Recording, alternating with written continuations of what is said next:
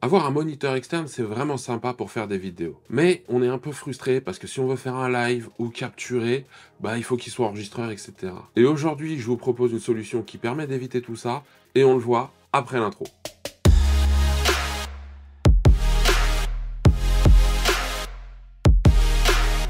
Bonjour et bienvenue sur la chaîne Les Tests de Siri. Ici, on parle de tech, audio, photo, vidéo, d'Apple aussi, et aujourd'hui, on va parler vidéo. Alors, dans l'intro, je vous ai parlé de moniteur externe. Un moniteur externe, ça permet de s'affranchir du petit écran qu'on a derrière notre caméra et qui n'est pas forcément assez grande pour qu'on ait un bon retour, ou qui parfois, quand on est éloigné de la caméra, nous permet pas de voir les choses comme on voudrait. Là, c'est le premier point, c'est important.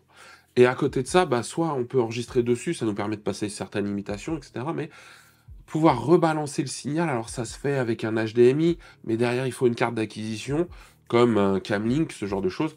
Et ça, c'est un peu ennuyeux parce que ça fait une grosse chaîne de produits à avoir. Et aujourd'hui, j'ai une marque qui m'a contacté pour vous proposer un produit qui fait les deux, moniteur et carte d'acquisition, carte de capture. Cette marque, c'est Portkeys, et donc aujourd'hui, on teste le PL5. Alors le voici, hein. Ça va aller assez rapidement parce que ça reste un moniteur et carte de capture. L'idée, c'est vraiment de vous montrer en utilisation ce que ça donne. Voilà à quoi ça ressemble. Ok, c'est un moniteur 5 pouces. On a peu d'informations sur le côté, hein, pour l'instant. Donc on va voir, hein. Ah, alors le premier point, il est vraiment top. Hop, on ouvre. Déjà, le premier point, il est vraiment top. Regardez dans quoi on reçoit le moniteur. Ça, c'est hyper rare. Ça me plaît bien, d'accord? Donc logoté à la marque, hein, bien évidemment, mais une petite boîte plastique rigide. Donc comme ça, eh bien, le moniteur déjà est protégé. Et puis pour ceux qui vont l'emmener, ça va pas rester chez eux dans leur setup. C'est plutôt bien. Deuxième point avant de regarder, c'est moussé, hein? Donc c'est pas n'importe quoi. Enfin, c'est pas n'importe quoi. En tout cas, ça me plaît bien. Troisième point. On va de surprise en surprise et de bonne surprise en bonne surprise. J'ai ce petit objet-là, c'est pour fixer votre moniteur sur la partie, vous savez, caoutchouc, griffe flash de votre appareil. Alors, bien évidemment, avec des vis, etc., ce petit truc-là, on pourrait l'avoir aussi sur, comment dire, une cage. Moi, j'ai une cage autour de mon ZVE10, donc ça, c'est plutôt chouette. Et franchement, c'est tout métal, hein. C'est pas plastique, ça fait plaisir. Je mets le moniteur de côté pour l'instant, je vais regarder ce qu'il y a en dessous. Dans la petite boîte, une clé USB un peu à l'ancienne, mais une clé USB. Un câble tressé USB-A vers USB-C. Un second câble tressé USB-C vers USB-C. La petite clé Allen. Et un câble HDMI vers HDMI, pleine taille, d'accord? Donc là, ce qu'il n'y a pas, eh bien, je prends moi l'exemple, c'est j'ai du micro HDMI sur mes caméras, j'ai pas le micro HDMI qui fait HDMI et qui va aller vers la carte de capture, vers le moniteur. Donc voilà le moniteur. Alors, pourquoi très intéressant? Parce que là, vous voyez sur les côtés, j'ai ces petits systèmes-là de fixation. Hop, je pense que là, vous allez le voir. Donc j'ai ces petits systèmes-là de fixation, voilà, qui viennent pour que, éventuellement, si je suis en extérieur, eh bien, je mette cette partie-là. Alors ça, c'est plutôt marrant d'ailleurs de le voir comme ça. D'habitude, c'est du scratch. Bah non, là, c'est pas scratché. Voilà, d'accord? Voilà ce que ça peut donner, d'accord, avec cette partie-là. Ce qui est vachement bien, c'est que tout rentre dans la boîte, hein, donc ça, c'est chouette. Alors, au niveau de cette partie-là, donc tout est plastique, hein, ça je le dis. Là, on a donc un pas de vis ici, un pas de vis en dessous, d'accord? Donc on peut l'utiliser vertical ou horizontal entre guillemets. J'ai une sortie casque mini jack et une entrée micro mini jack. Là, l'entrée HDMI. De l'autre côté, eh bien, j'ai la sortie HDMI et l'USB-C. Et en dessous, j'ai l'USB-A avec donc du 2.0. Donc sur la partie du dessus ici, le bouton power, d'accord, marche arrêt, un bouton push certainement pour la batterie libérée, et ici, eh bien un bouton de lock, d'accord, pour bloquer en fait quand on fait des lives et peut-être bloquer l'écran, etc. Alors au dos, c'est bien, il y a les spécifications, donc c'est un 5,4 pouces, hein, là voilà. Il a une résolution de 1920 par 1152, l'équivalent à peu près de la Full HD.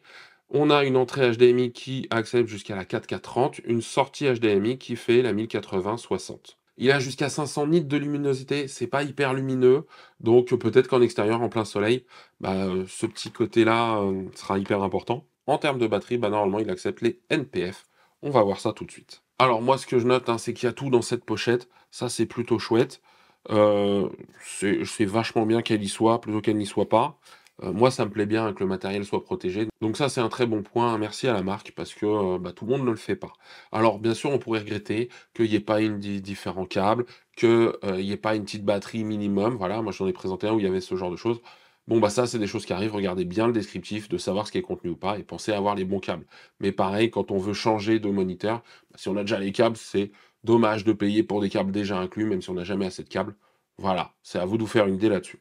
Allez, je le mets en route, je commence à regarder comment ça fonctionne et je reviens pour tout vous expliquer. On se retrouve, j'ai tout installé, j'ai un peu joué avec, hein, je vais tout vous dire. Et donc, je vais vous montrer. Alors, pour vous montrer, eh ben, je vais filmer déjà l'installation. Alors, vous allez voir, elle est un peu particulière. Je ne l'ai pas mis sur la griffe flash de mon ZVE10 parce que bah, je voulais vraiment l'avoir sous un autre angle pour mieux aussi vous le montrer. Et donc, on va faire déjà un premier essai. Voilà, donc là il est éteint, hein, vous voyez mon reflet dedans, ok. Vous voyez derrière, hein, le ZVE10, l'écran. Là, l'écran normal, hop, je l'allume. J'ai entendu le ventilateur faire juste un petit tour. Voilà, hop là, le temps de l'allumage. Et donc là maintenant, bah, vous me voyez ici. Alors là, je suis quand même très surexposé. Hop là, voilà. Donc là, bah voilà, vous me voyez en train de filmer. Donc, bah, relié hein, avec un câble, donc qui n'est pas fourni, je le rappelle, hein. HDMI pleine taille ici, micro HDMI derrière, on est plutôt pas mal. Quand je navigue hein, ici, c'est vraiment plutôt intéressant parce que là, j'ai vraiment des informations donc sur l'OSD, donc l'écran ici, voilà, par exemple le Zebra, hein. Bien évidemment barre audio, d'accord? Là, j'ai la barre audio qui vient du ZVE10. Donc vous voyez, bah, je suis à la limite hein, à chaque fois, mais ça marche plutôt pas mal.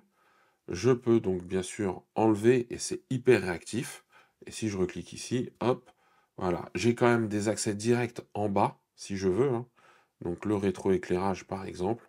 Bon, bah, là, vous voyez, hop, si je le trouve un peu fort, voilà ce que ça peut donner. Là où ça devient un peu plus intéressant pour plein de raisons, eh bien c'est que ici, hop, j'ai le câble USB-C fourni, je le branche ici. Donc là, hop, et donc relié à mon hub et donc à mon Mac. Alors, bah, je vais aller par exemple sur QuickTime, l'enregistrement d'une nouvelle vidéo. Et si vous regardez, eh bien ici, hop, voilà, ici je vous le montre. Si je choisis USB 3 vidéo, c'est comme ça qu'il apparaît, d'accord? Et USB 3 digital audio, d'accord? C'est comme ça aussi. Et donc on voit bien que, eh bien, là j'ai la barre de son qui monte bien aussi avec. Mais donc ce qui est vachement bien, c'est ce côté carte de capture. Je sais pas si vous voyez, mais bon là, il y en aura peut-être un petit peu, mais ça saccade pas. C'est vraiment très intéressant. Alors bien sûr, je suis en 1080, hein, je suis en Full HD. La sortie est en Full HD. J'en parlerai dans la conclusion. Alors je reprends la vidéo, ça se voit, hein, il y a moins de cheveux, il y a pas les mêmes vêtements. Je voulais vous montrer 2-3 réglages supplémentaires qu'on avait ici. Donc ce qui est cool, hein, ça, bah, voilà, on peut jouer donc sur l'image. Donc là, par exemple, la saturation, bah, je peux désaturer, vous voyez? Et vous voyez que c'est un peu différent. Alors, l'enregistrement d'un écran sur un autre écran, c'est un peu compliqué, mais là où vous voyez, je serai complètement rouge, je suis quand même moins. Bon, l'idée, c'est quand même de regarder sur l'écran final ce qu'on donne. Je pourrais enregistrer ici, bien évidemment. Ici, je pourrais remettre les valeurs de base et revenir en arrière. Donc là, j'ai plusieurs éléments qui vont jouer sur l'image. Mais si j'appuie ici, bah donc là, j'ai différents réglages. Donc des boutons d'accès rapide, je pourrais afficher la grille des tiers, par exemple. Je pourrais même choisir comment je configure cette grille, le picking, d'accord? Ce que j'aime beaucoup, c'est ce petit rectangle crop. Le rectangle crop, c'est que je vais pouvoir zoomer sur une partie de l'image que je vais avoir définie avant. C'est-à-dire, je vais pouvoir définir si c'est là, si c'est là, si c'est là. Bon, là, moi, je l'ai laissé central, mais hop. Et donc, vous voyez, pendant le live, bah, si je veux faire un focus sur une partie bien particulière, là, par exemple, hop, vous voyez, je voudrais mettre ça là. Bon, bah voilà, je pourrais le mettre en avant. Donc je trouve ça plutôt cool, ça. Vous voyez là par exemple, bah, il a parfait, la mise au point sur moi, voilà, je l'aide un petit peu. OK, des formes d'ondes, bien évidemment, il y en a différentes et cetera. On peut vraiment tout à faire apparaître. En termes de fonction, donc si je regarde, bah, j'ai plusieurs menus, donc la grille, le marqueur central, des guides pour faire des sortes de lignes de perte. Si je veux ici, hop, j'ai d'autres champs, vérifier le champ, hop, HDR, superposition, capture d'image. Capture d'image, ça marche avec la clé USB fournie, par exemple, ou avec une clé USB. Je pourrais venir la mettre ici, d'accord? donc juste en dessous, et faire des captures d'images en cours de route. Ça sert aussi pour les luttes, d'accord? Et je crois même que ça sert pour les mises à jour. Les fausses couleurs, formes d'ondes, zèbres, etc., etc. Donc il y a vraiment de quoi faire. De toute façon, si vous avez des questions, bah, j'y répondrai en commentaire. Le truc qui est vraiment top, parce que là l'idée c'est pas de faire 50 ans sur les fonctions, le truc qui est vraiment top, c'est que j'ai un 2 en 1, d'accord? J'ai ce moniteur-là, et en même temps, en passant ici, j'ai une carte de capture. Et là, l'avantage, c'est quoi? C'est que quand je branche mon ZVE10 Mark I directement en USB-C à mon ordinateur, il se met en mode webcam potentiellement, et donc là, il envoie de la 720p. 720p, aujourd'hui, c'est un peu léger, quoi. Là, l'avantage, c'est que je repars en 1080. Alors, on pourrait regretter parce qu'il y a des cartes de capture qui permettent d'envoyer de la 4K, d'accord? Bon, c'est peut-être un petit bémol, on va en parler juste après dans la conclusion. Mais en tout cas, ça permet de faire des choses, ça permet de régler en live pas mal de choses, d'avoir un bon retour. Voilà ce que je voulais vous montrer dessus. Allez, maintenant on perd pas de temps, on conclut sur ce PL5 de Portkeys. On arrive à la conclusion donc sur le PL5 de Portkeys. Le voici, hein, il est là, il me sert en direct, il est là, voilà, je suis en live, je suis avec moi-même. Au moins, je vais éviter de me contredire, même si ça peut m'arriver. Premier point, la petite boîte qui est fournie avec pour le transport, ce petit point-là, les accessoires, on est pas mal. On aurait pu avoir plus de câbles, mais bon, j'en ai déjà parlé. Une petite batterie NPF. On pourrait se dire, bon, bah moi je suis déjà équipé, donc j'ai pas besoin de tout ça, j'ai pas besoin de ça. Et si c'est le premier, bah on pourrait regretter. Ça dépend d'où on part. Bon, l'écran est très correct. Il y a de la réactivité, moi je trouve ça chouette. La luminosité, peut-être que, voilà, 500 nits pour ceux qui vont faire de l'extérieur. Ça risque peut-être en plein soleil d'être compliqué. Donc déjà, obligatoirement ça. Mais bon, il y a des écrans qui vont à 2000, voire plus de 2000 nits. Là, ouais, ça peut être un point pour vous. Pensez bien à réfléchir à ça. Ça fonctionne bien, c'est réactif. La construction plastique, alors avantage, légèreté. Inconvénient, bah, peut-être rigidité, solidité. Mais bon, pour l'instant, j'ai rien dénoté de grave à ce niveau-là.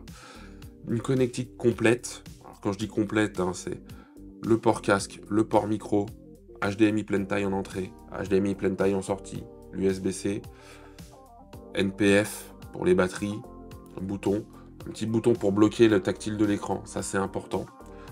Ça aide si on veut pas faire de fausses manipulations. La possibilité de régler bien sûr l'image de sortie pour voir un petit peu et commencer à faire des ajustements sur un grand écran, c'est plus simple parce que quand vous êtes seul face caméra, bah allez dans les menus, pensez à l'envers de ce que ça fait habituellement, etc.